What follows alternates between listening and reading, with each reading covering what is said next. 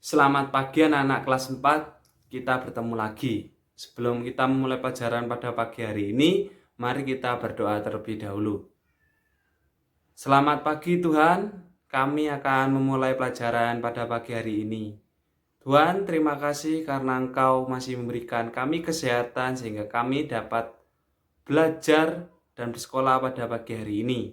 Dalam nama Tuhan Yesus, kami telah berdoa. Amin. Nah, anak-anak, pada pertemuan kali ini kita akan belajar mengenai lari cepat. Lari cepat. Lari cepat. Bisa disebut juga dengan sprint. Lari cepat adalah lari dengan menggunakan kekuatan maksimal dengan jarak yang sudah ditentukan.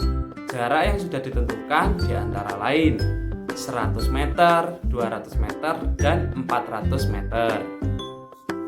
Nah, pertama kita akan belajar mengenai teknik lari cepat.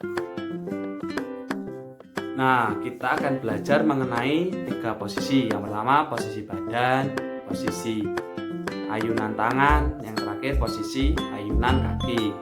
Yang pertama, posisi badan. Posisi badan saat kita berlari, kita usahakan condong ke depan. Tujuannya ini untuk menghambat udara dan membantu daya tarik sehingga ketika kita melangkah lebih efektif. Yang kedua yaitu ayunan tangan. Usahakan ayun tangan cepat dan saat mengayunkan tangan kiri ke depan otomatis maka kaki kanan ke depan. Dan saat tangan kanan ke depan, otomatis kaki kiri ke depan. Dan posisi jari ketika berlari kalian bisa mengepal atau dibuka, asalkan rileks. Dan untuk posisi ayunan kaki, ketika di awal start, kita akan melakukan langkah panjang ketika melakukan dorongan atau tolakan pada start awal. Setelah kita berlari, kita menggunakan langkah kecil tetapi cepat dan agar menjaga keseimbangan tubuh. Nah, pada saat kaki menyentuh tanah, usahakan yang menyentuh tanah itu ujung kaki atau telapak kaki. Usahakan posisi lutut dilenturkan agar ketika kita melakukan langkah selanjutnya lebih mudah. Setelah kita membahas posisi atau belajar teknik saat berlari, kita akan belajar mengenai simulasi lomba lari jarak pendek. Yang kedua, pembelajaran simulasi lomba lari jarak pendek. Untuk melakukan lomba lari jarak pendek, ada beberapa posisi start yang perlu kita ketahui.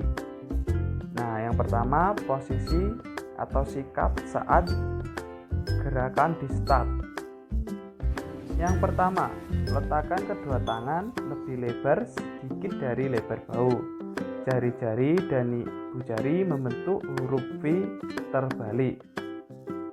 Bahu condong ke depan, sedikit di depan, tangan dan lengan lurus. 2.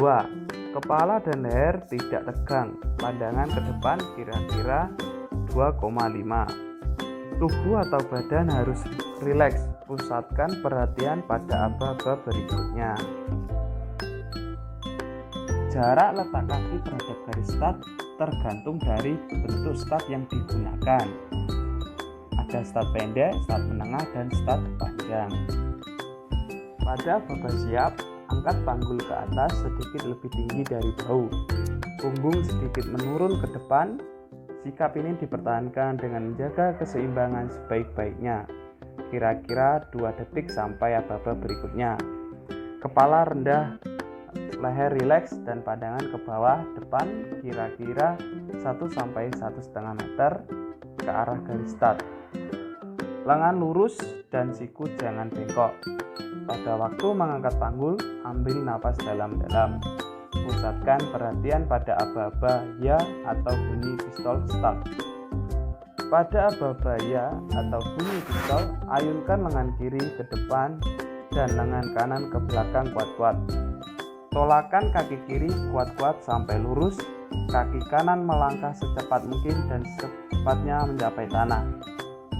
Langkah pertama ini kira-kira 45 cm sampai 75 cm di depan garis start. Berat badan harus meluncur lurus ke depan. Dari sikap jongkok berubah ke sikap lari. Berat badan harus naik sedikit demi sedikit, jangan ada gerakan ke samping.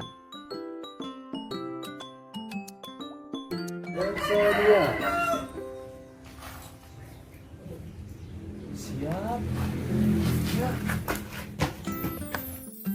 Gerakan lari. Langkah lari makin lama makin lebar.